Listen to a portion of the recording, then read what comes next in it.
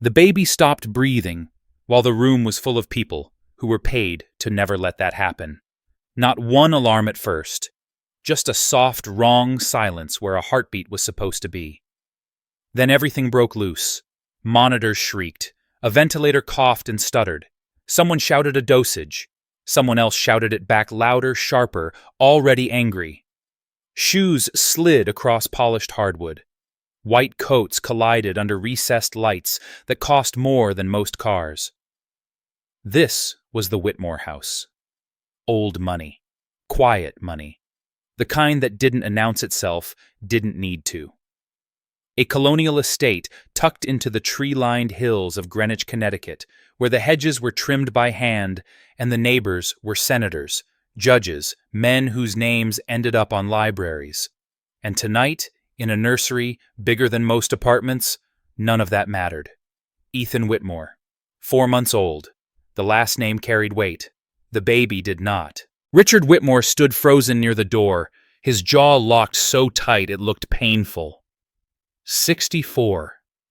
Tall.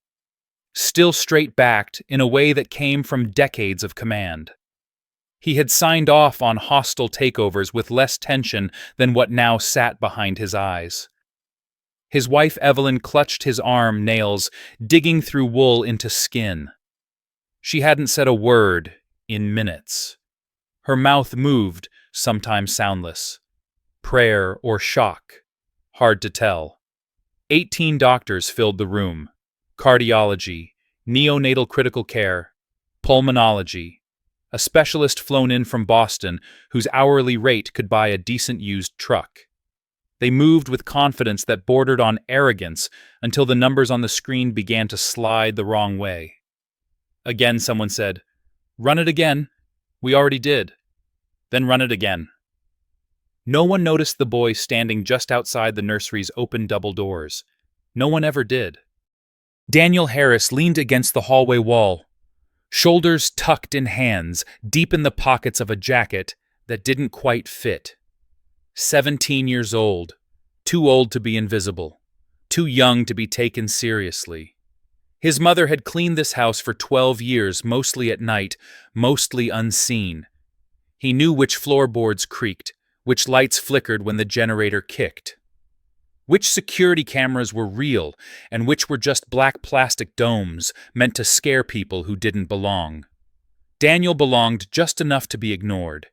He wasn't supposed to be here. He had come to drop off his mother's phone after she forgot it in the break room downstairs. He was already turning back when the sound cut through him. Not the alarms, the silence before them. A dead space that made the hair on his arms rise. Inside the nursery, a nurse fumbled with tubing, her hands shaking now. She looked young, too young to be in charge of something this fragile. Her badge read, Melissa. She kept glancing toward the corner where a senior physician watched without helping lips pressed thin. Who adjusted the flow rate, the physician asked. No one answered fast enough. The question hung there, heavy, dangerous. Melissa swallowed. "I did," she said. "As ordered." The physician stepped closer, his voice calm in a way that felt practiced. "Did you verify the calibration?" "Yes." "When, before, shift change?" Richard Whitmore's eyes flicked to her for the first time. Not cruel, just assessing, like a man deciding whether a piece of equipment had failed. Daniel felt something tighten in his chest. He had seen that look before. He'd seen it on men who fired landscapers for leaving fingerprints on glass, on women who complained about a coffee cup being 2 degrees too cold. It was the look that said someone was about to become a problem that could be removed. Evelyn made a small sound. "Please," she whispered, "just save him." Another alarm went off. A different pitch this time. Worse. The room surged again. Orders flew. Hands moved. The nurse was pushed gently but firmly aside. Her usefulness temporarily expired. No one apologized. No one had time. Daniel watched the screens. He didn't understand all of it, but he understood patterns. He always had. He'd grown up reading faces, before words, moods, before sentences. His grandmother used to say some people listened with their ears and some people listened with their eyes. Daniel listened with everything. Something was off. The numbers weren't crashing the way a failing heart did. They were stuttering, skipping, like a system choking on bad instructions. A respiratory therapist cursed under her breath. It's not responding. It should someone snapped. It always responds. Daniel leaned forward without realizing it. The ventilator's display flickered just for a moment, a blink, then steadied. No one else seemed to notice. He did. His stomach dropped. Daniel had seen that flicker before. Not here, downstairs. In the service corridor near the laundry room, where an older backup unit was stored behind a locked cage. He'd watched a maintenance tech smack the side of it once and mutter about software updates that never took. That machine was retired for a reason. Inside the nursery, the nurse spoke again, her voice thin now. The unit was swapped earlier. Facilities did it. The newer one was throwing an error. Several heads turned at once, swapped with what the physician asked. With the backup, she said. They said it passed inspection. Silence. Richard Whitmore stepped forward. Inspection by who? No one answered. Daniel's heart started to pound. Too fast, too loud. This was the part where someone would get blamed. The part where the story would get simple, because simple was easier to live with than complicated. A young nurse. A human error. A tragic mistake. He could already hear it on the news. Already see the headlines that wouldn't mention the house, the money, the shortcuts taken when no one important was watching. The ventilator flickered again. Longer this time. Ethan's chest hitched. "Get another unit," someone shouted. "There isn't one," another voice said. Not calibrated for neonatal. Richard Whitmore turned toward the doorway, his gaze cutting through the crowd for the first time. His eyes passed over Daniel without stopping. Daniel stepped forward anyway. "Sir," he said. No one reacted. "Sir," he said again louder. His voice cracked just a little. A security guard at the far end of the hall shifted his weight, attention sharpening. Richard Whitmore finally looked at him. Really looked. "What is it?" he asked. The words were flat, controlled. The voice of a man who did not have patience left for nonsense. Daniel swallowed. The room felt like it was closing in. 18 doctors, a billionaire, a dying baby, and him. "That machine," Daniel said, nodding toward the ventilator. "It's not supposed to be here." The physician nearest the bed scoffed without turning. "Excuse me," Daniel forced himself to keep going. "The backup unit downstairs. It fails under sustained load. It drops instructions. I've seen it. Facilities knows." "Who are you?" the physician snapped now. "My mom works here," Daniel said. "I help sometimes. I've seen the maintenance logs. That did it." The security guard took a step forward. "Son, you need to step back." Richard Whitmore didn't move. His eyes stayed on Daniel. There was something else there now. Not belief, not yet, but attention. "How do you know this?" Richard asked. Daniel's hands were shaking. He hated that. He hated that his body was betraying him when his mind was clear. "Because they never decommissioned it," he said. "They just moved it when the system updates got too expensive." The ventilator stuttered. A warning flashed, then vanished. Someone swore, loudly. Richard Whitmore's jaw tightened. He looked at the doctors. "Is that possible?" One of them hesitated. "Just a beat too long." That hesitation cracked something open. "Check it," Richard said. Not a request. Now. The room shifted. Subtle, but real. Daniel exhaled just a little. He didn't know if he was right yet. He only knew this wasn't over. And for the first time that night, the outcome no longer belonged solely to the people in white coats. No one moved right away, and that pause nearly killed him. The ventilator hummed, then skipped again, the sound uneven now like a car engine misfiring in winter. Ethan's chest fluttered instead of rising. Too shallow. Too fast. A nurse reached for the controls, stopped, unsure whose authority mattered more in this moment. Richard Whitmore didn't raise his voice. He didn't need to. "Take it offline," he said. "Now." "That could destabilize him," the senior physician replied, finally turning.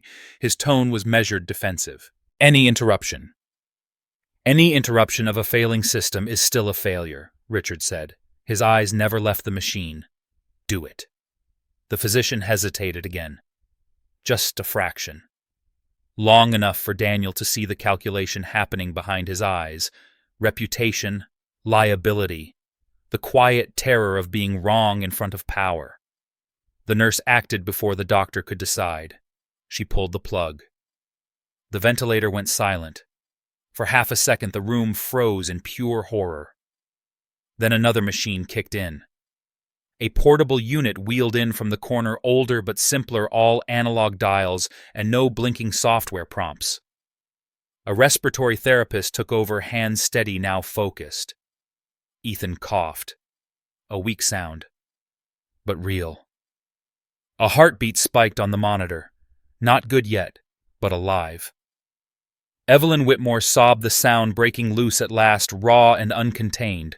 Richard caught her before her knees buckled, his own breath coming fast, now the mask cracking. Daniel backed against the wall, heart hammering so hard it made his ears ring. He hadn't planned this. He hadn't planned anything. He had spoken because not speaking felt worse. A doctor rounded on him. "Who authorized you to be here?" Security finally moved. The guard closed the distance, hand firm on Daniel's shoulder. "Not rough. Yet. That's enough, kid." Richard Whitmore lifted a hand. The guard stopped instantly. "Not yet," Richard said. He turned to the physician. "Is what he said possible?" The doctor's mouth opened, closed. He glanced at the ventilator that now sat unplugged, its screen dark. "In theory," he said carefully.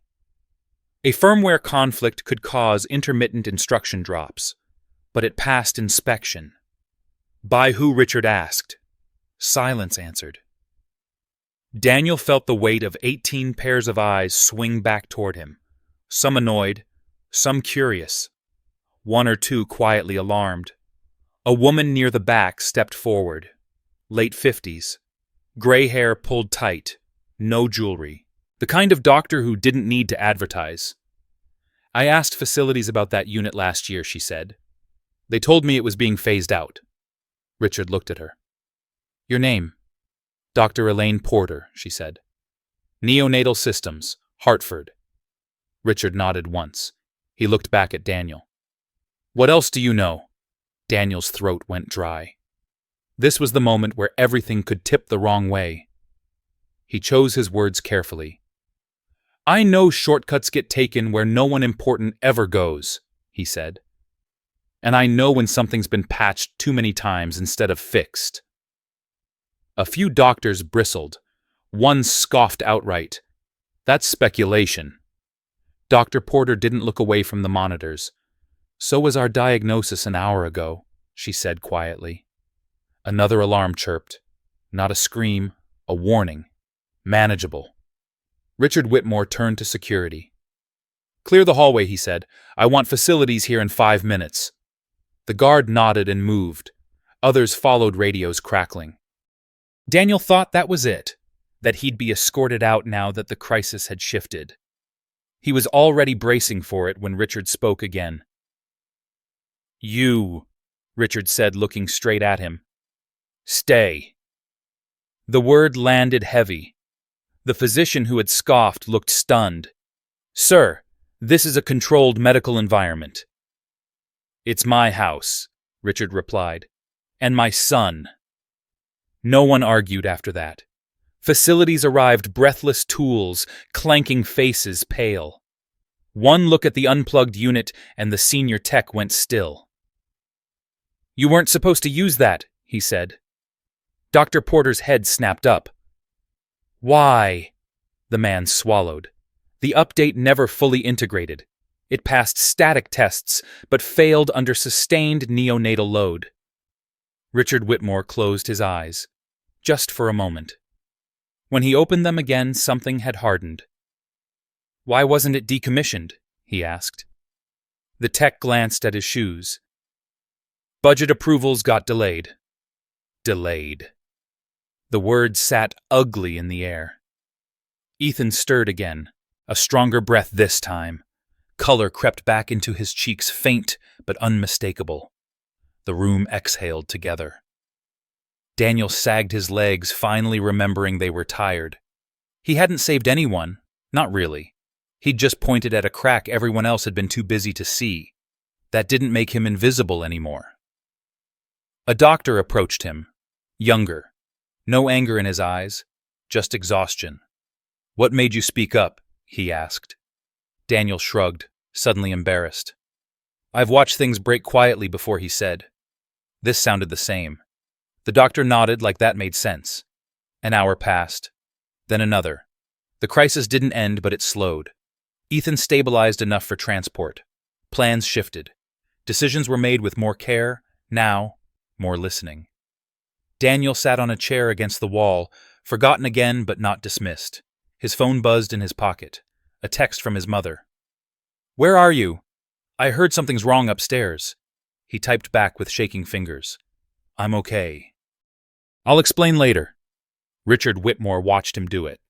Watched the way his hands trembled now that the adrenaline was fading. "You're in school," Richard said, not a question. "Yes, sir." "Good student." Daniel hesitated. "I try."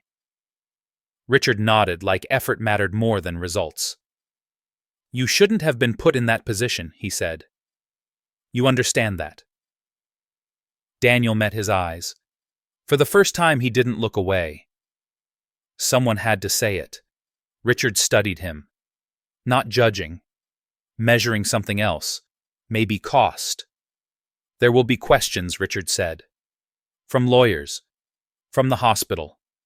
Possibly from the police." Daniel's stomach tightened. "I know." "You didn't have authorization to interfere." Richard continued. "Even if you were right." Daniel nodded. "I know that too." Richard looked toward the nursery where his wife sat, now holding Ethan's tiny hand through the crib rail, whispering words no one else could hear. "Right and allowed aren't always the same thing," he said. "The law doesn't care about intention. It cares about procedure."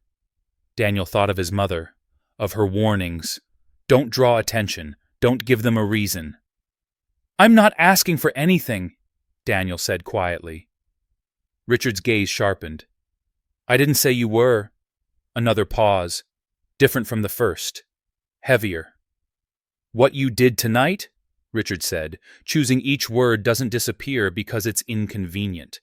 Neither do the consequences, for anyone." Daniel nodded again, slower this time. He felt older than he had that morning. Not braver, just changed. From down the hall, a voice called for Richard. He turned, then stopped, looked back at Daniel. "You saw something.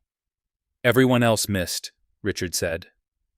"That doesn't make you powerful, but it makes you dangerous to people who depend on being unquestioned." Daniel didn't respond. He didn't need to. Richard walked away. Left alone. Daniel stared at the floor, listening to the quiet, now that the alarms had eased. Somewhere deep in the house, a system had failed. Not just a machine, a way of deciding who mattered. And that failure, unlike the ventilator, couldn't simply be unplugged. The police arrived at 3:30 in the morning, quiet and deliberate, as if noise itself might break something fragile that had not yet finished surviving. 2 officers, not local patrol, state investigators, plain jackets, no urgency in their movements, eyes already cataloging the house as they stepped inside. Daniel watched them from the end of the hallway, wrapped in a thin blanket someone had draped over his shoulders without asking. The warmth felt undeserved. Richard Whitmore met them halfway, his posture rigid now, the earlier crack in his composure sealed tight again. Power knew how to recover. It always did. "We'll need statements," one of the officers said. His voice was calm, practiced. From everyone involved. Everyone meant Daniel. He felt it before they even turned toward him. The shift in gravity. The room subtly reorienting itself around the idea of consequence. Daniel's mother arrived minutes later, breathless hair pulled back too quickly, eyes wide with panic. She spotted him immediately and crossed the distance in 3 fast steps, hands gripping his shoulders like she needed to confirm he was still real. "What did you do?" she whispered, not accusing, just terrified. Daniel swallowed. "I talked." Her eyes closed. Just for a second. Then she straightened instinctively, placing herself half a step in front of him, like her body alone might be enough to shield him from whatever came next. An investigator approached. "Ma'am, we need to speak with your son." Richard Whitmore intervened before she could answer. "He'll speak with counsel present." The officer raised an eyebrow. "Is he being detained?" "No," Richard said, "but neither is he unprotected." Daniel looked up at him startled. Richard didn't look back. They moved to the study. The same room where portraits of men long dead stared down from paneled walls, their eyes heavy with inherited certainty. Daniel sat on the edge of a leather chair that cost more than his mother's car. The investigator placed a recorder on the table, its small red light blinking to life. "State your name," the officer said.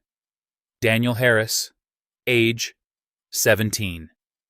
The word landed heavier than it should have. "Do you understand why we're here, Daniel?" "Yes." "Tell us what you did tonight." Daniel took a breath. He kept his voice steady.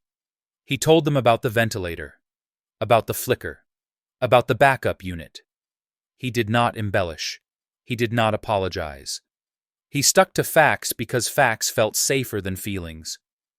"Did anyone instruct you to intervene?" the officer asked. "No." "Did you understand that interfering with medical equipment could result in harm?" "Yes." "Why did you do it anyway?" The room went still. Daniel glanced at his mother. She shook her head almost imperceptibly. "Don't say more than you have to." He looked at Richard Whitmore instead. "Because the harm was already happening," Daniel said. The recorder hummed softly, indifferent. The questioning lasted nearly an hour. No raised voices, no threats. Just pressure applied gently, steadily, the way professionals did when they wanted truth without drama. When it ended, the investigator clicked off the recorder and leaned back. "You may have acted in good faith," he said. "That doesn't erase the fact that you acted without authorization." "I know," Daniel said. "There will be a review," the officer continued. "Hospital protocols, private property access. You could be called again?" Richard Whitmore nodded. "He'll be available." The officers left without ceremony. The house exhaled again, but this time the relief was thin brittle. Margaret Harris turned on her son the moment the door closed. "What were you thinking?" she hissed, her voice shaking. "Do you have any idea what could have happened to you?" Daniel opened his mouth, then closed it. He didn't have words that would make this better. "I told you," she said. "I told you to stay out of the way. To survive." "I was trying to," Daniel said softly. She looked at him. Really looked at him, and something shifted in her face. Fear, yes, but also something else. Pride, tangled and unwelcome. "Survival isn't the same as living," she said, and then seemed surprised she'd said it out loud.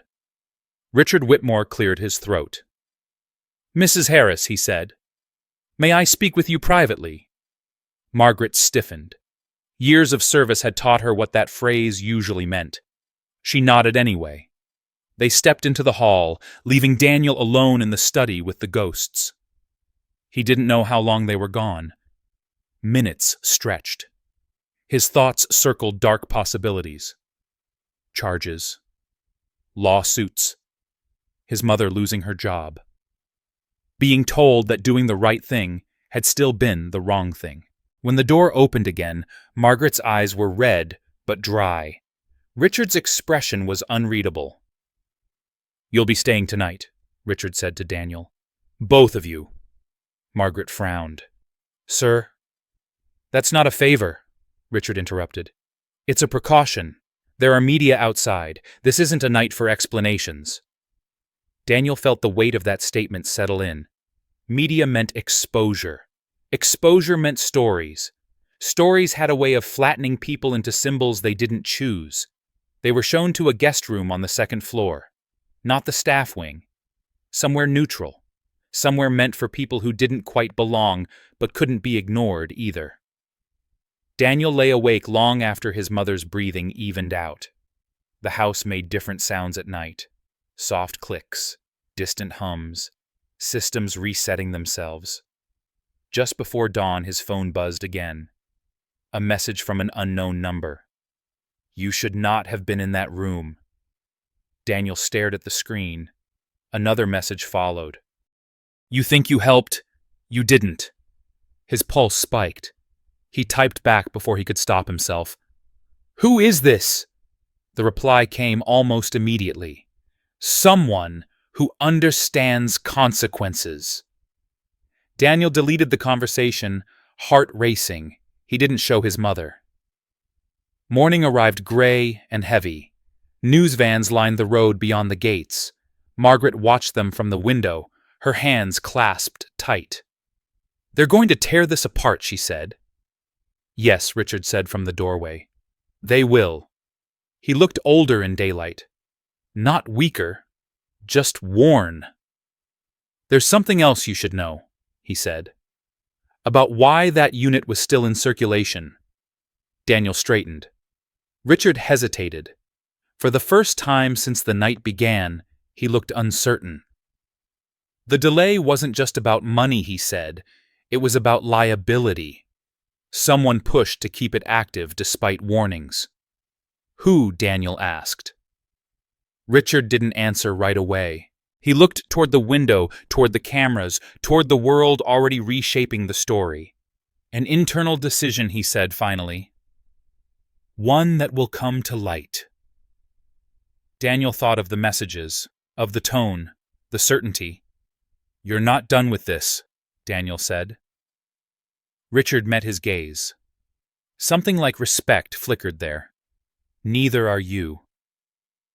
From the nursery down the hall came a small sound. A baby's cry. Thin but strong. Alive. Daniel let out a breath he hadn't realized he'd been holding. Whatever came next, it would come with witnesses now. And some failures once seen could no longer hide behind silence. The first headline broke before breakfast, and it was already wrong. Daniel saw it on a muted television in the guest room, while his mother folded the same sweater twice without realizing it.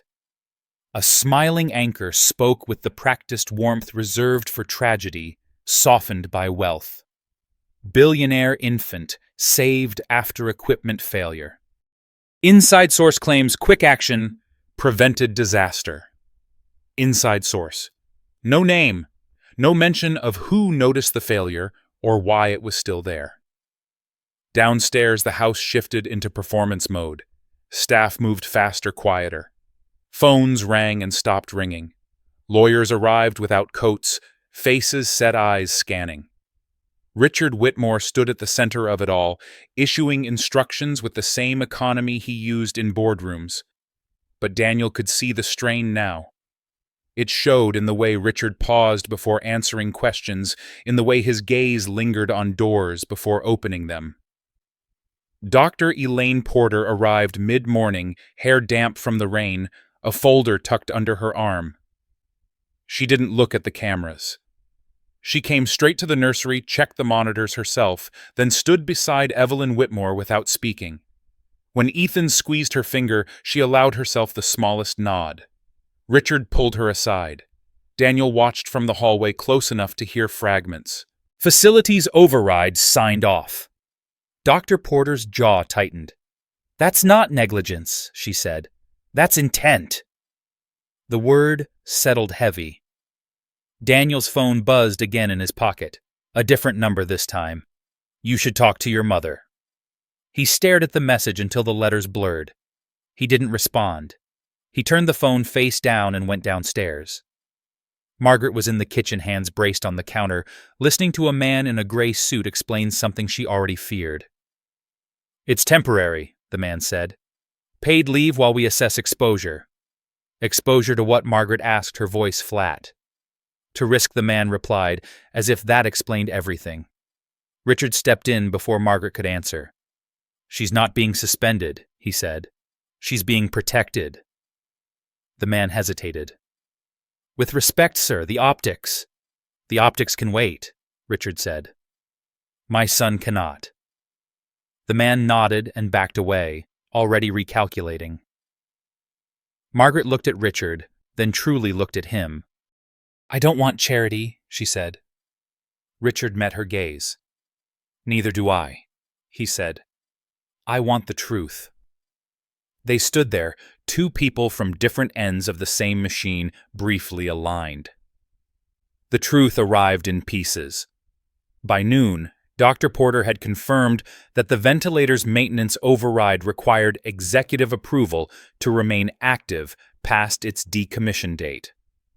By early afternoon, facilities produced a chain of emails that ended at an office Daniel had never been in, but recognized immediately from stories his mother told when she thought he wasn't listening. Risk management. The phrase tasted bitter. Daniel knew what it meant. He'd heard it used when broken stairs weren't fixed, when mold complaints disappeared, when overtime was unpaid, because the cost of addressing it properly exceeded the cost of ignoring it. The message thread stopped 6 months earlier with a single line marked approved. No name, just an initial. By mid-afternoon, the media had found Daniel. They didn't know his address yet, but they knew his face. A camera crew waited beyond the gates. A reporter called his school. Another knocked on a neighbor's door asking questions framed like kindness. Who is he? Where did he learn that? Why was he there? Margaret watched from the window, breathing shallow. "They're going to say you tampered," she said. Daniel didn't answer. His phone buzzed again. "You still don't understand. This isn't about the machine." He showed the message to Richard. Richard's eyes darkened. "May I?" he asked, holding out his hand. Daniel passed him the phone. Richard read the message, then another that appeared as if summoned. "You forced a delay. That costs money. People don't like losing money." Richard handed the phone back slowly. "This is someone inside," he said. "Someone who thought they were invisible." Dr. Porter joined them. "I can pull logs," she said. "Access records. If someone altered parameters remotely." "Do it," Richard said. The house felt smaller as the afternoon wore on. Every sound carried. Every door closing felt final.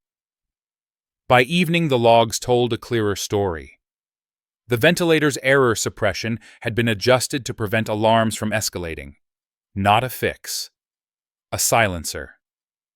The changes originated from a terminal tied to risk management authorized under emergency discretion to avoid unnecessary service interruptions. Emergency discretion. The phrase echoed. Daniel sat at the dining table, hands folded, watching adults realize that the danger had not been an accident. He felt a strange calm settle over him. Fear was still there, but it had changed shape. It was no longer about what he had done. It was about what others had done, and what they would do now that the light was on. Richard paced, once, then stopped. He turned to Dr. Porter. If he hadn't spoken, he said. She didn't finish the sentence. She didn't need to. That night the police returned. This time with a warrant. This time with purpose. They took copies. They asked sharper questions. They photographed terminals and pulled drives. Daniel watched from the staircase as professionals dismantled the illusion of control piece by piece. A detective approached him quietly. "Did you receive any messages after the incident?" she asked. "Yes," Daniel said. He handed over his phone without hesitation. She nodded. "You did the right thing," she said, and for the first time it sounded like more than comfort. The arrest didn't happen that night. It never did. The guilty rarely went quietly, and they never went fast. The next morning, a different headline broke. "Internal override under investigation after infant critical incident." Daniel read it twice. His name wasn't there. Neither was his mother's. It was cleaner, colder, closer to the truth. Richard found him in the garden just after dawn, the grass wet, the air sharp. "They'll try to settle this," Richard said. "Bury it in procedure." Daniel looked at the house, at the cameras, at the quiet. "Will you let them?" he asked. Richard was silent for a long moment. Then he shook his head. "No," he said. "I built my career on knowing when a risk was worth taking. I misjudged this one." He turned to Daniel. "You didn't?" he said. Daniel felt something shift again, deeper this time. Not validation. Responsibility. From the nursery window, Ethan cried loud and impatient, the sound of a child who expected the world to respond. Evelyn laughed softly, exhausted, but real. Daniel realized then that the unthinkable thing he had done wasn't speaking up. It was forcing a system built on silence to answer. And systems never forgave that easily. The first arrest happened quietly, which was how the people responsible preferred it. No sirens, no cameras invited in advance.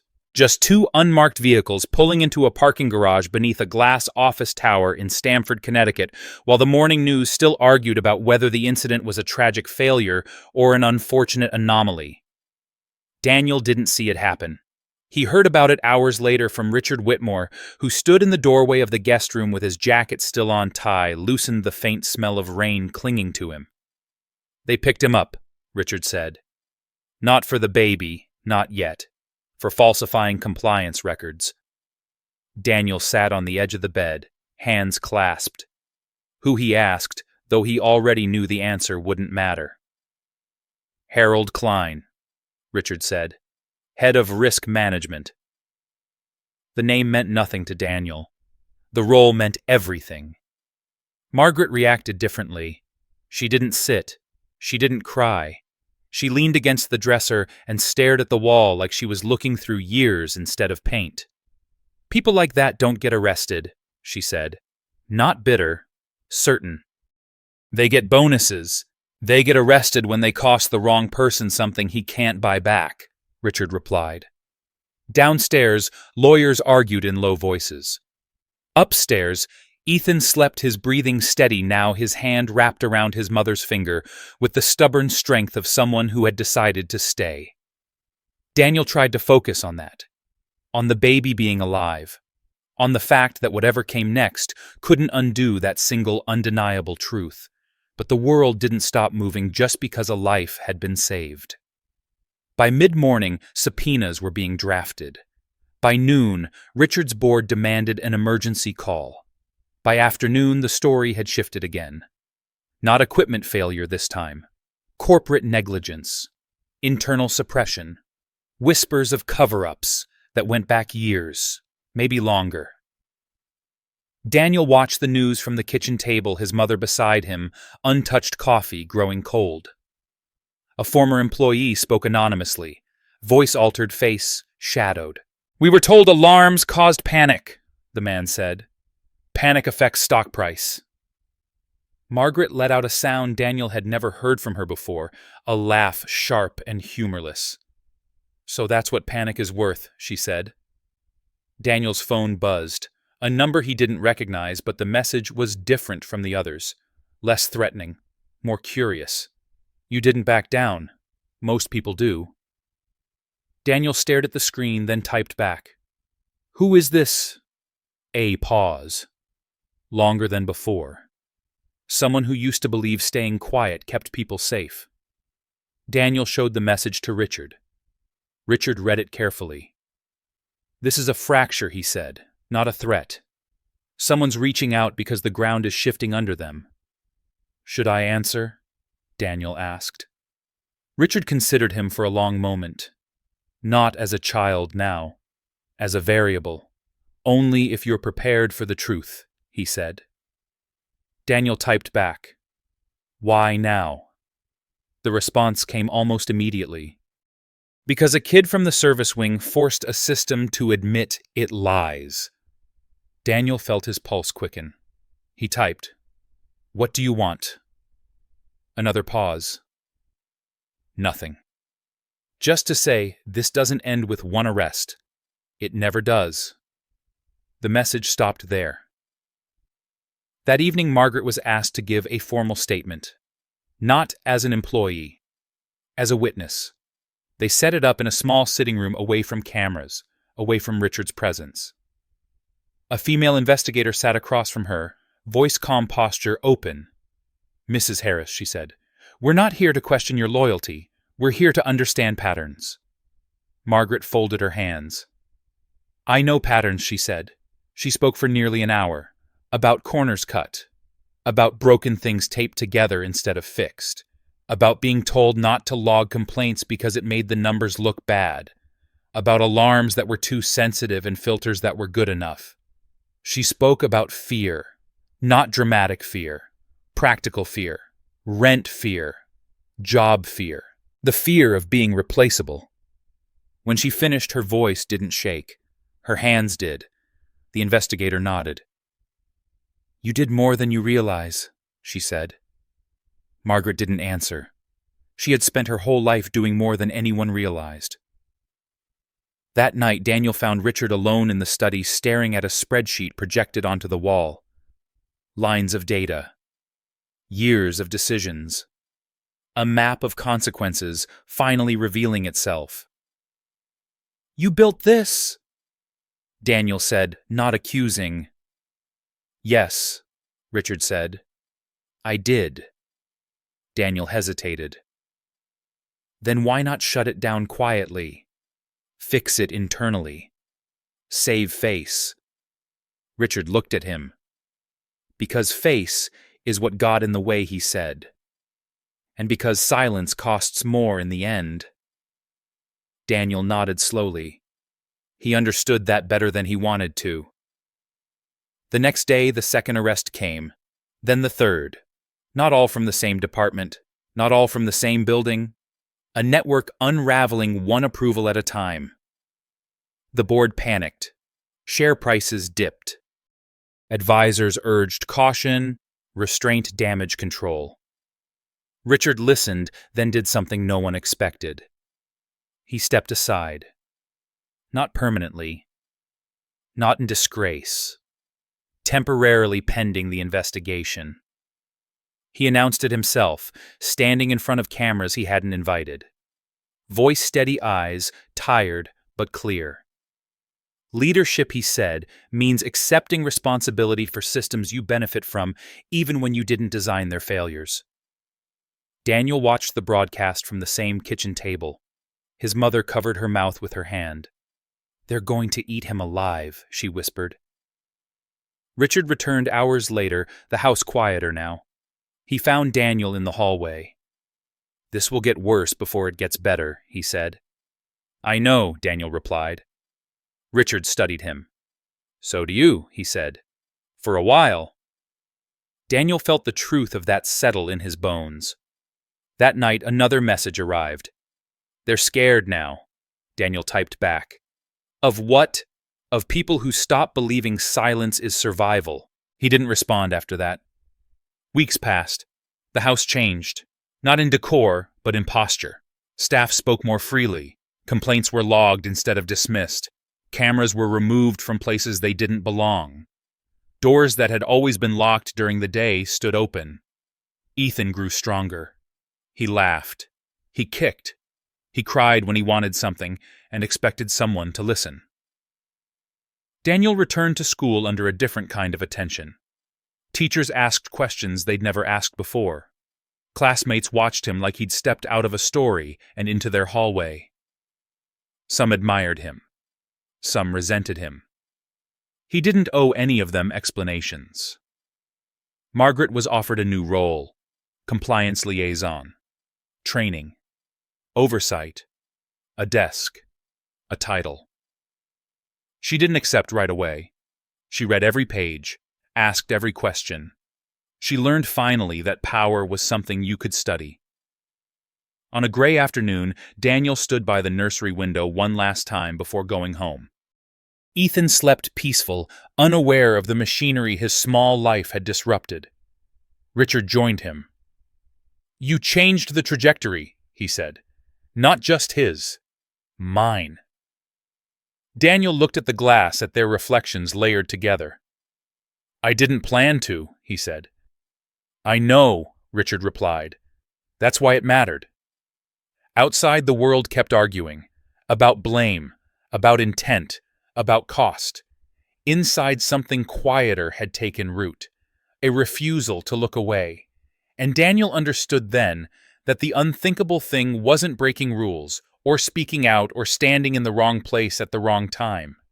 The unthinkable thing was forcing powerful people to live with what they had been trained not to see, and once seen, it could never be unseen again. The first lawsuit landed on a Monday morning, thick as a brick and just as heavy. Daniel didn't see the envelope, but he felt the shift in the air when it arrived. Lawyers moved differently after that. Faster, sharper, less polite. The house, which had spent weeks in a strange, cautious quiet, tensed again like a body bracing for impact. Richard Whitmore read the filing alone in his study. Door closed, blinds half drawn. When he came out an hour later, his face looked carved instead of tired. "They're claiming damages," he said to no one in particular. "Interference, emotional distress, loss of confidence." Margaret Harris froze in the doorway. From who, she asked. Richard didn't answer immediately. He glanced at Daniel first. "From Klein's legal team," he said. "And two others. Former executives. They're not denying the override. They're reframing it." Daniel leaned against the wall. "Reframing how?" "As a reasonable decision under pressure," Richard said. "And your intervention as reckless." Margaret's hands clenched. "They're blaming a child." "They're blaming a witness," Richard corrected. "Which is worse." The words settled hard. By noon, Daniel's school called. By 1, a guidance counselor requested a meeting. By 2, a man Daniel had never met but somehow recognized immediately was waiting in the front hall briefcase, in-hand smile, practiced and thin. "I represent the district," the man said. "We need to talk about student safety." Margaret didn't let him finish. "My son saved a baby's life," she said. "If you think I'm not here to accuse," the man said gently, "I'm here to protect." Daniel had learned enough by now to hear the lie inside the word. That afternoon, Dr. Elaine Porter asked Daniel to walk with her through the garden. She moved slowly, hands clasped behind her back, eyes on the ground. "They'll try to make you the problem," she said without preamble. Not publicly, not at first, quietly. Why Daniel asked, though he already knew. "Because systems don't attack themselves," she said. "They look for the smallest piece they can remove." Daniel nodded. He felt oddly calm. Fear had burned itself out, leaving something steadier behind. Inside the house, Richard faced his board again. The call lasted 3 hours. Voices rose. Arguments circled. Advisors pushed for settlements, for non-disclosure, for a clean end to an ugly chapter. Richard listened until they finished. "No," he said. "We're not paying to erase this." Silence followed. Then anger. "You're jeopardizing everything," one voice snapped. Richard's reply was quiet. "Everything is already jeopardized. I'm just refusing to pretend otherwise." When the call ended, he stayed seated, staring at the blank screen. Daniel watched from the doorway, unsure whether to speak. Richard noticed him anyway. "They think you'll break," he said. "That pressure will make you recant, or say nothing." Daniel met his gaze. "I won't." "I know," Richard said. "That's what scares them." The subpoenas followed. Daniel received one at school handed to him by an administrator who wouldn't meet his eyes. Margaret received hers at home, her name typed clean and formal at the top of a page that made her stomach drop. They sat at the kitchen table that night, papers spread out between them like a map of a place they hadn't meant to go. "I should never have let you speak," Margaret said softly. "I should have pulled you out of that hallway." Daniel reached for her hand.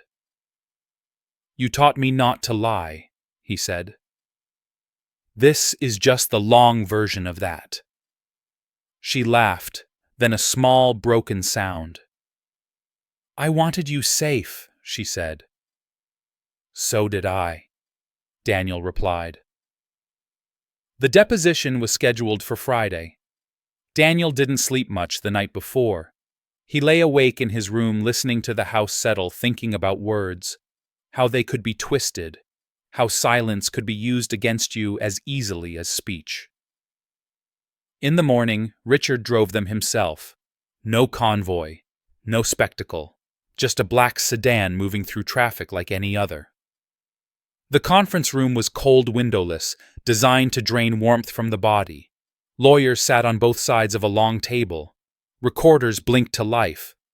Daniel took the oath, his voice steady. They asked him about the ventilator, about his knowledge, about his authority. They asked why he hadn't told a doctor instead of acting. They asked if he understood the potential consequences of his interference. "Yes," Daniel said again and again. "Did anyone encourage you?" one attorney asked, leaning forward. "Did Mr. Whitmore suggest you speak up?" "No." "Did you feel pressured to perform?" Another asked. "To prove something?" Daniel paused. The room leaned in. "I felt pressure to let a baby die quietly," he said. "I chose not to." The questioning tightened after that. The tone sharpened. They tried to corner him with hypotheticals, with language meant to confuse. Daniel stayed simple. Facts. Timelines. What he saw. What he heard. When it was over, he felt hollowed out, not weak, drained. Outside, Margaret wrapped him in a hug that lasted longer than usual. "You did good," she said. "I know," Daniel replied, surprised to find he meant it. The backlash didn't come all at once. It seeped. Anonymous posts, questions about his motives, speculation about compensation he hadn't received and didn't want, a rumor that he'd been coached. Richard absorbed most of it, his name shielding Daniel from the worst, but not all. The world liked heroes until it decided they were inconvenient. Ethan turned 6 months old during the worst of it. They celebrated quietly. A small cake, a single candle. Evelyn smiled for the first time in weeks, the tension easing from her shoulders as she watched her son grab at frosting with fierce concentration. Daniel stood near the window, content to be a background presence again. Richard joined him. "You could walk away," Richard said. "No one would fault you." Daniel shook his head. "If I do, they win," he said. "And they do it again. Somewhere else." Richard nodded. "That's the part they never calculate," he said. "The people who don't leave." Weeks later, the judge denied the motion to suppress evidence. A small ruling, technical, but it cracked the wall. The narrative shifted again. Slowly, reluctantly. Articles began to mention Daniel by name, not as a troublemaker, but as a witness, as someone who noticed what others ignored. Daniel read one late at night alone. A single line caught his breath. "Sometimes accountability starts in places power never bothers to look." He closed the laptop and stared out at the dark. He didn't feel triumphant. He felt tired. But beneath it, something else was growing. Resolve. Because the unthinkable thing hadn't ended when the alarm stopped. It had only changed shape. And Daniel understood now that doing the right thing once was never enough. You had to keep doing it, especially when the cost became clear.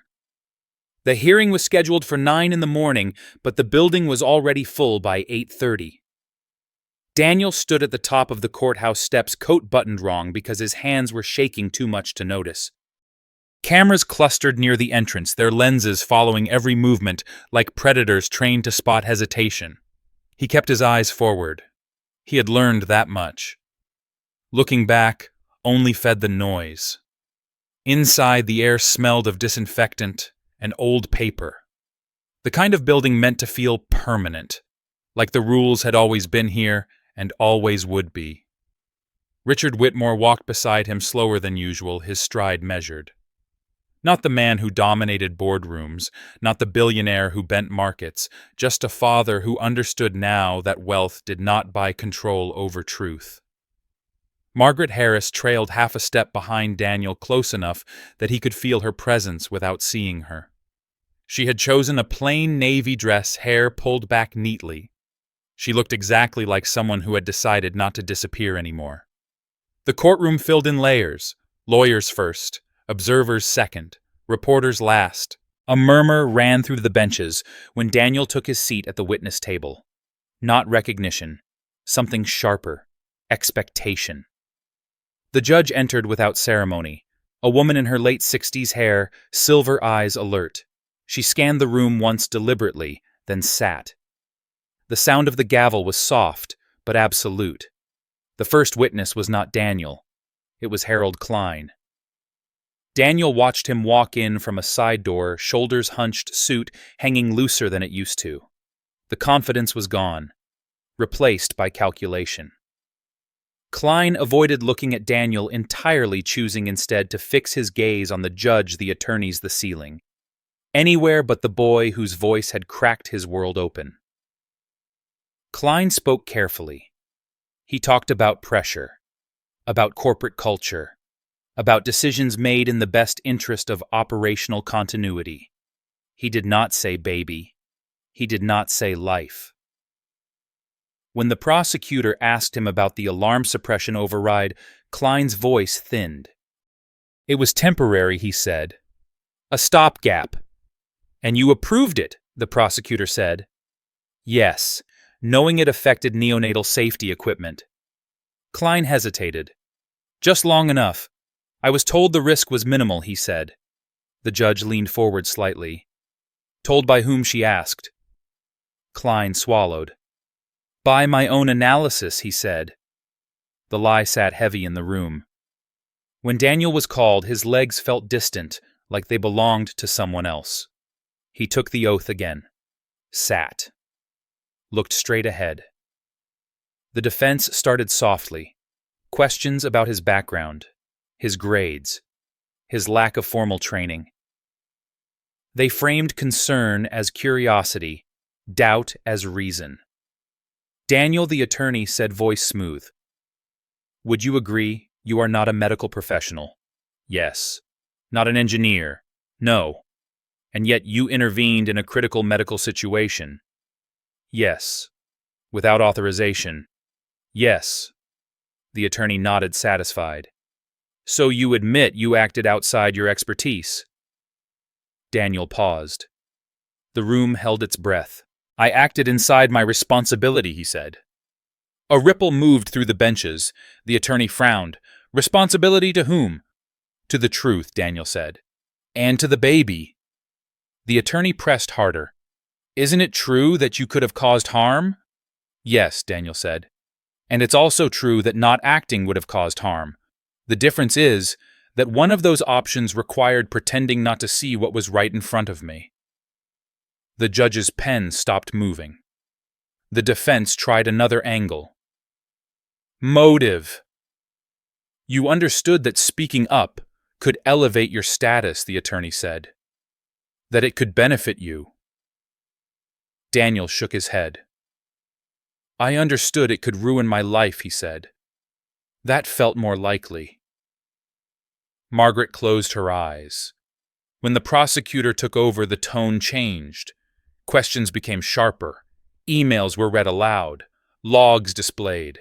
The override timeline laid bare. Daniel, the prosecutor, asked what happened when you first tried to speak up. Daniel answered without hesitation. I was ignored. Why do you think that was?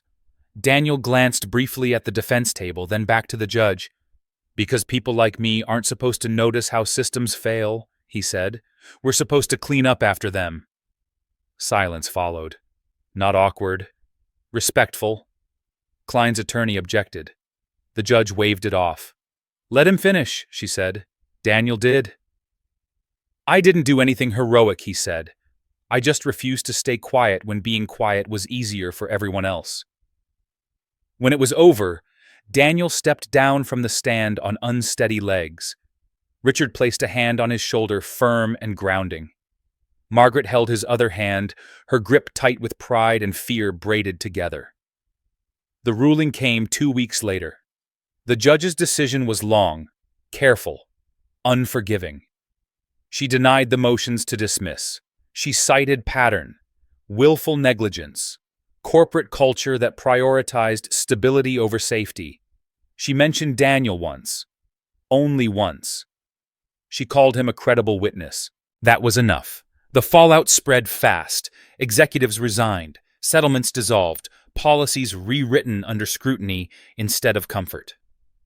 Companies issued statements filled with regret and language polished by committees that had learned too late what silence cost. Daniel returned to school under a different weight now. Teachers looked at him like he had aged overnight. Some classmates avoided him. Others asked questions they didn't know how to phrase. He didn't answer most of them. Ethan turned 8 months old and learned how to sit up on his own. Evelyn sent Daniel a photo without commentary, just proof of life. It stayed on his phone, a quiet anchor. Margaret began her new role officially. Compliance oversight. Training sessions. Meetings where she spoke and people listened not because she was loud, but because she was precise. She came home tired in a new way, a satisfied way. One evening, Daniel found Richard alone in the living room, the television off the house, quiet. You didn't have to do all this, Daniel said. Richard looked at him. Yes, he said. I did. Daniel frowned. Why? Richard gestured toward the empty room. Because if I let them turn you into a footnote, I become part of the system you exposed, he said. And I already lived that life. Daniel nodded.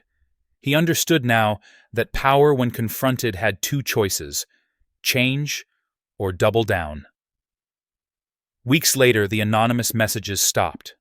No warning, no explanation, just silence. Daniel took that as a sign of something breaking somewhere out of sight. The unthinkable thing he had done had rippled outward, touching people he would never meet, decisions he would never see. He didn't feel like a hero. He felt like someone who had crossed a line and discovered there was no way back. But when he passed the courthouse one afternoon months later, he paused, looked up at the stone, at the flags, at the place where words had weight. And he realized something quietly without drama. The world hadn't changed because he spoke. It changed because he kept speaking when the cost became real.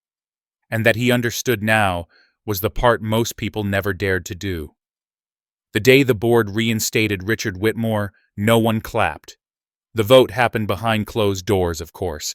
Statements were released an hour later, carefully worded, filled with phrases like renewed confidence and forward-looking leadership. The markets responded politely. Analysts nodded. Life, as far as money was concerned, continued. Inside the Whitmore house, the news landed differently. Richard read the message on his phone, then set it face down on the counter like it weighed too much to hold. He didn't smile. He didn't celebrate. He poured himself a glass of water, drank it slowly, and stared out the window at a yard that suddenly felt unfamiliar. Daniel watched from the doorway. You going back? He asked. Yes, Richard said, but not the same way. That was the truth, though neither of them fully understood it yet. Change, it turned out, was quieter than fallout. The lawsuits narrowed, the headlines thinned.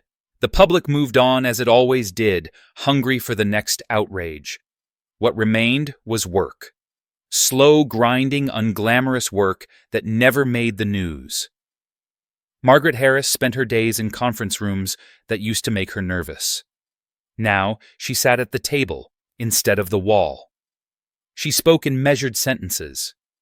She asked questions no one liked because they required honest answers. She learned policy language the way she'd once learned cleaning schedules, memorizing patterns, noticing what others skipped. She came home tired, but upright shoulders no longer curved inward by habit. They listen now, she told Daniel one night, half amazed. Not because they're good, because they're scared. Daniel nodded. Fear was a motivator he understood. At school, things settled into a strange normal. Teachers stopped whispering. The principal stopped calling him into the office. His classmates stopped asking if he was rich now or famous or ruined. He focused on his work, on graduation, on the future that suddenly felt less theoretical. One afternoon, a letter arrived addressed to him personally. Thick paper. No return address. Inside was an offer to attend a summer program in systems engineering and public policy, fully funded. No mention of his role in the case. Just an acknowledgement of interest in his perspective. He showed it to his mother. She read it twice. You don't have to take it, she said quickly. You don't owe anyone anything. Daniel thought about it, then shook his head. I want to, he said. I want to understand how this works, all of it. Margaret smiled, the kind that came from relief more than pride. Then you should, she said. Ethan turned one in early spring. They kept the celebration small. A cake, balloons. A handful of people who had been there when everything went wrong. Ethan smashed frosting into his hair and laughed loud and unself-conscious, a sound that still startled Daniel with its simplicity. Evelyn hugged Daniel tightly before he left. I don't know how to thank you, she said. Daniel shook his head. You already did, he replied, and meant it. Richard watched them from across the room, something thoughtful in his expression. Later, when the guests had gone and the house was quiet again, he found Daniel on the back steps. I've been thinking about what you said, Richard began. Daniel didn't look up. I say a lot of things. You said systems don't attack themselves. Richard continued. They look for the smallest piece they can remove. Daniel nodded. That's what they do. Richard sat beside him, the space between them, careful but real. I spent my life building systems, he said. I told myself efficiency was neutrality, that outcomes weren't personal. Daniel waited. I was wrong, Richard said. Efficiency is a choice. Silence is a choice. And so is who we decide gets to speak. Daniel turned toward him. You didn't have to admit that he said. Richard met his gaze. Yes, he said. I did. The weeks that followed were not dramatic. They were procedural. Committees formed. Policies were rewritten with oversight that couldn't be bypassed by a single signature. External audits became mandatory. Whistleblower protections were expanded not as favors, but as safeguards. Richard pushed some of it. Lost arguments on others. He learned painfully that power shared felt like power diminished to people who had never questioned it. One night, he handed Daniel a folder. Read this, he said. Inside was a proposal. Not a foundation, not a scholarship. Something less glamorous and more dangerous. An independent oversight council with real authority. Community representation. Rotating leadership. Transparency baked into the structure. Daniel scanned it slowly. They're not going to like this, he said. I know, Richard replied. Why do it then? Richard exhaled. Because I can afford the backlash, he said. And because not everyone can. Daniel closed the folder. He felt the familiar weight of responsibility settle again, but this time it wasn't crushing. It felt earned. "You're not asking me to be the face of this," Daniel said carefully. "No," Richard said.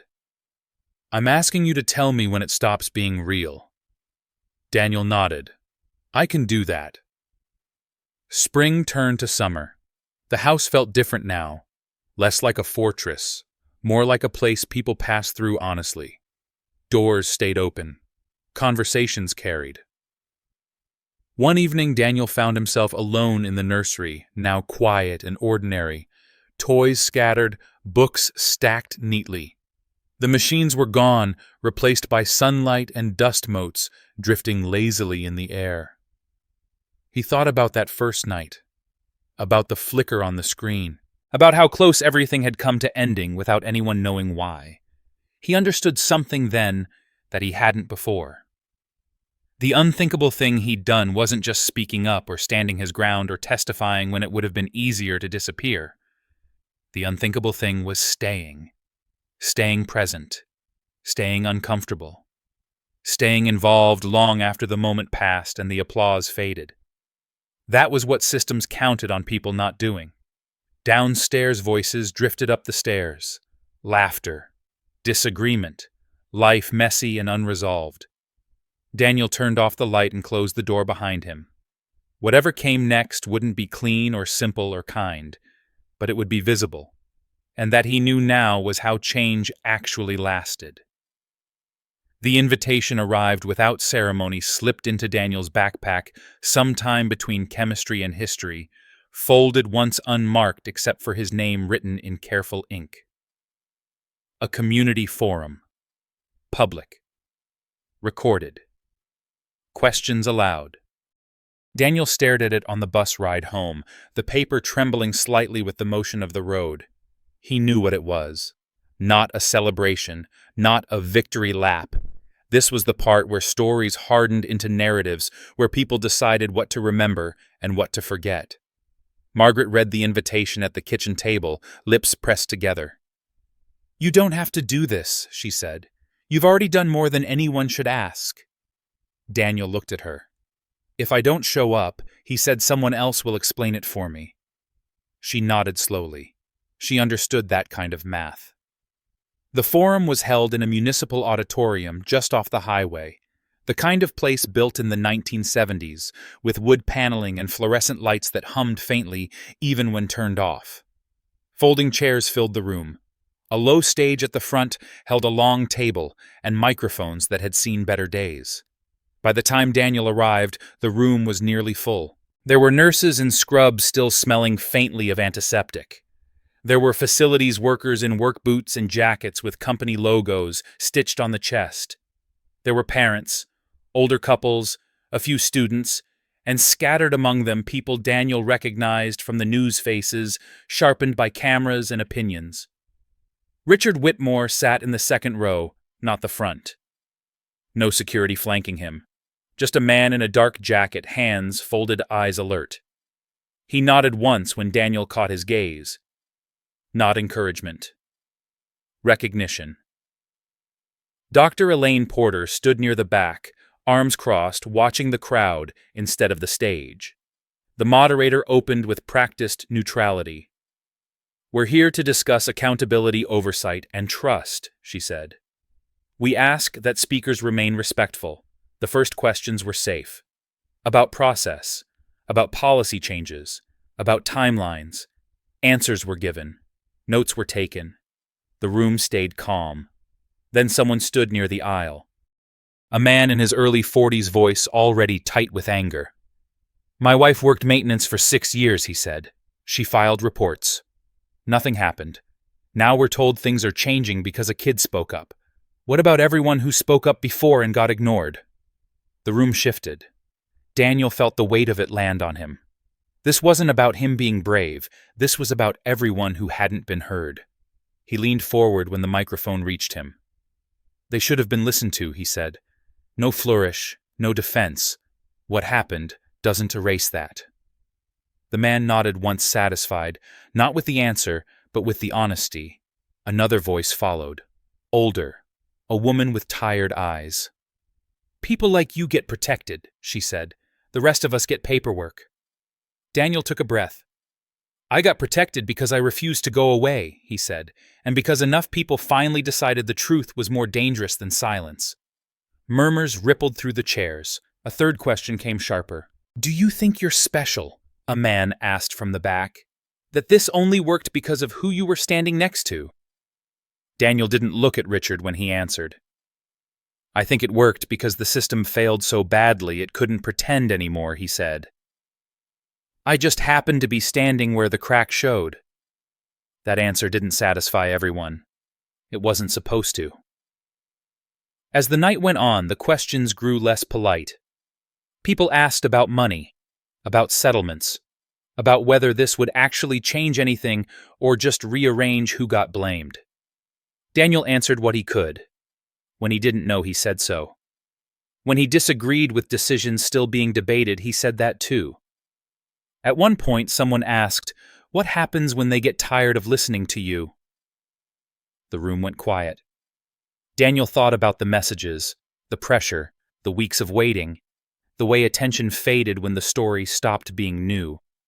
"Then I keep talking," he said. "And if they stop listening to me, someone else has to start." The forum ended without applause. People stood slowly, conversations breaking out in clusters, voices low but energized. Not hopeful. Alert. Outside, the night air was cool, carrying the smell of rain and exhaust. Daniel stepped down the concrete stairs, heart still racing. He hadn't convinced everyone. He hadn't needed to. Dr. Porter caught up with him near the parking lot. "That was uncomfortable," she said. "Yes," Daniel replied. She smiled faintly. "Good." Richard joined them a moment later. "You didn't smooth anything over," he said. Daniel shrugged. "I wasn't trying to." Richard nodded. "That's what made it work." On the drive home, Margaret was quiet. "Finally," she said, "I used to think staying quiet kept me safe." Daniel looked out the window at passing streetlights. "Me too," he said. The weeks after the forum were restless. Complaints rose, audits expanded. New reports surfaced, old ones resurfaced. Change moved forward in inches resisted at every step. Daniel started his summer program early. He sat in classrooms with students who spoke confidently about models and metrics, who had never watched a system break from the inside. He listened more than he spoke. When he did speak, rooms tended to get quiet. One afternoon, a professor pulled him aside. "You don't talk like someone who's here for credentials," she said.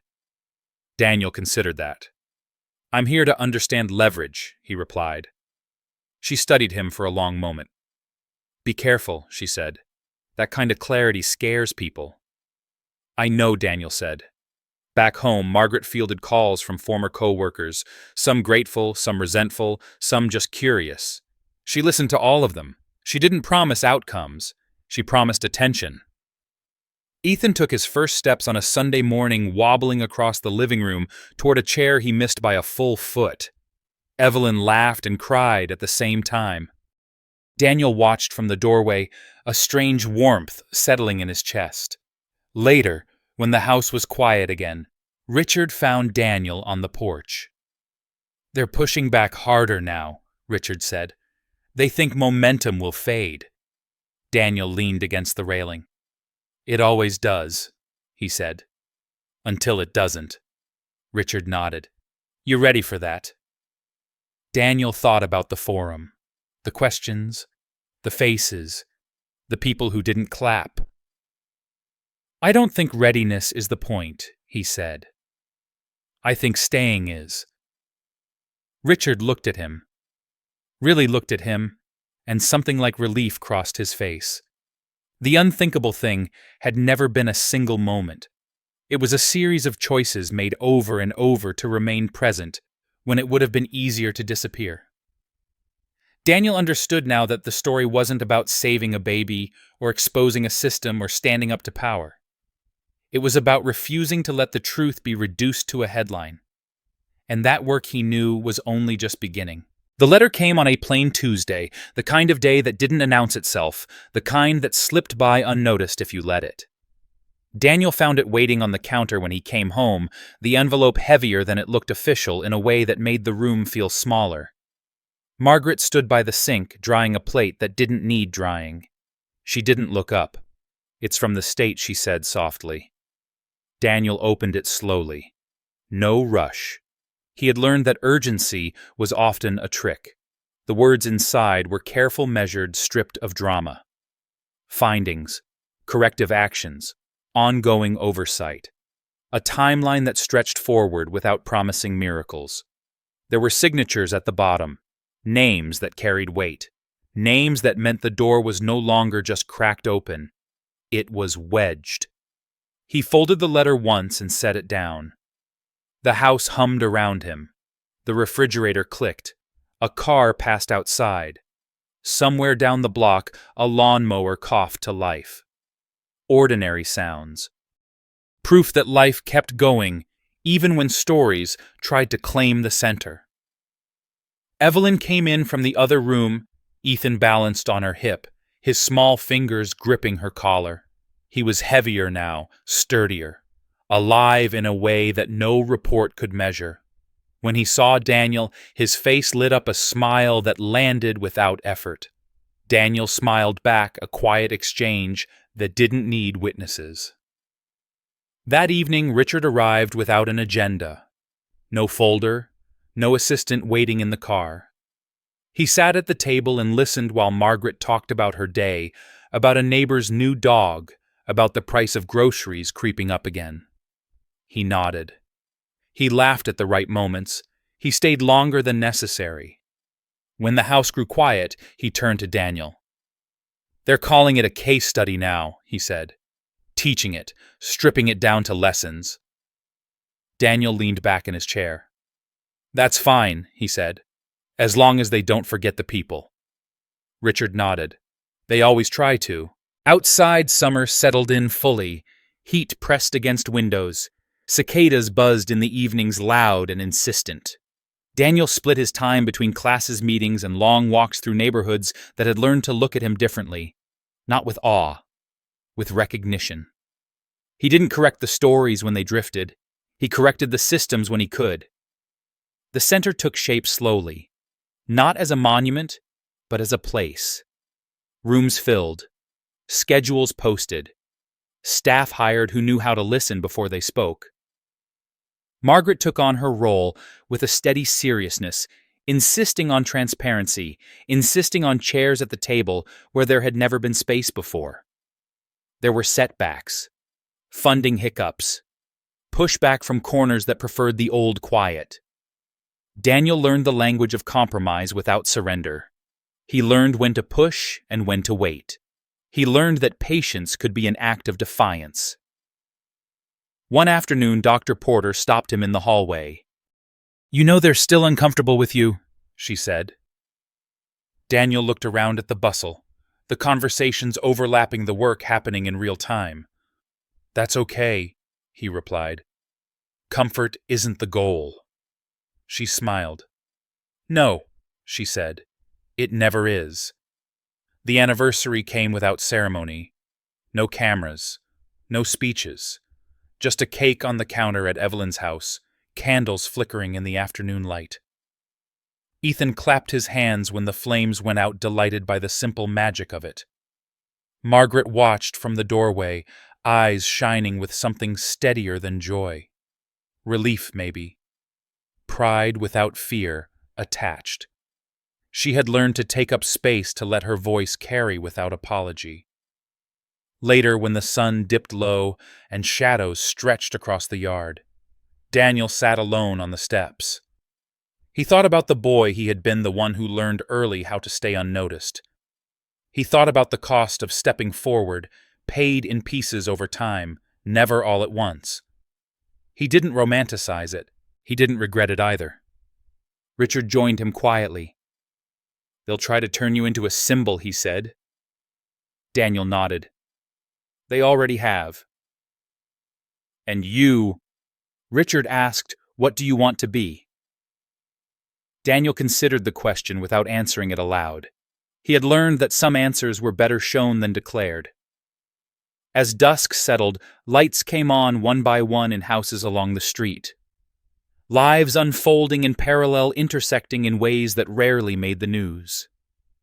Daniel stood and went inside the door, closing softly behind him. The story didn't end with applause or justice neatly wrapped. It stretched forward into work and waiting, and the stubborn refusal to disappear again. It lived in choices made daily, in systems nudged and sometimes shoved, in people deciding to pay attention even when it was inconvenient.